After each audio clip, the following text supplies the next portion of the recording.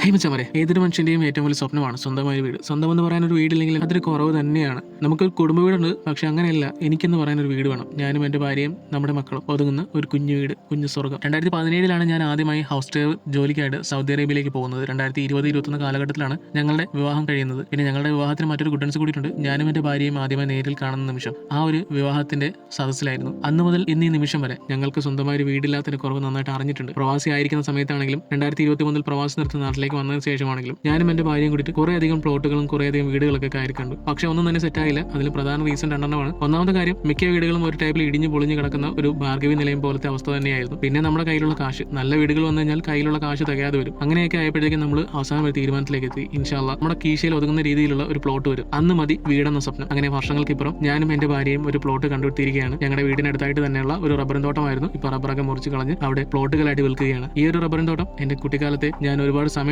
ചിലവഴിച്ച സ്ഥലം കൂടിയിട്ടാണ്. ഈ പ്ലോട്ടിലുള്ള ഒരു 12 സെന്റാണ് ഞങ്ങൾ വാങ്ങാനായിട്ട് പോകുന്നത്. ഇതിനായിട്ട് ഞാൻ സൗദി അറേബ്യയിൽ നിന്നും സമ്പാദിച്ച 5 ലക്ഷം രൂപയും ഭാര്യയുടെ കയ്യിലും കാതിലും കിടന്ന ഗോൾഡൊക്കെ വിറ്റുപറക്കിയാണ് നമ്മൾ ഈ സ്ഥലം വാങ്ങിക്കുന്നത്. ഞങ്ങൾ ഗോൾഡ് വിൽക്കാനായിട്ട് കടക്കിലുള്ള ഒരുപാട് ഗോൾഡ് ഷോപ്പൊക്കെ കയറി ഇറങ്ങി. ആ ഒരു സമയത്ത് നമ്മുടെ ഗോൾഡിനൊന്നും നമ്മൾ ഉദ്ദേശിച്ച രീതിയിലുള്ള മൂല്യം കിട്ടിയില്ല. പിന്നെ അവസാനമായിട്ട് ഞങ്ങൾ ചെന്നത് കടക്കിൽ തന്നെയുള്ള മഞ്ജു ജ്വല്ലറിയിലായിരുന്നു. അവർ നമ്മുടെ ഗോൾഡിന് നമ്മൾ പ്രതീക്ഷിച്ചതിനും അപ്പുറം തന്നെ നല്ല മൂല്യം തന്നു. അതിൽ നിന്നും എനിക്ക് മനസ്സിലായ കാര്യം എന്ന് വെച്ചാൽ കടക്കിലിൽ നമുക്ക് ഗോൾഡ് വിൽക്കാനാണെങ്കിലും വാങ്ങാനാണെങ്കിലും പറ്റിയ ലൊക്കേഷൻ മഞ്ജു ജ്വല്ലറി തന്നെയാണ്. അങ്ങനെ പൈസയൊക്കെ സ്വരൂപിച്ച് ഞങ്ങൾ ഈ കഴിഞ്ഞ ബുധനാഴ്ച ആ ഒരു പ്ലോട്ട് എഴുതി മാറിയിട്ടുണ്ട്. ഇൻഷാ അല്ലാഹ് ഫ്യൂച്ചറിൽ നമ്മളിവിടെ ഒരു കുഞ്ഞു സ്വർഗ്ഗം പണിയും. അന്ന് നിങ്ങളും നമ്മളോടൊപ്പം ഉണ്ടാവുമെന്ന് വിശ്വസിക്കുന്നു.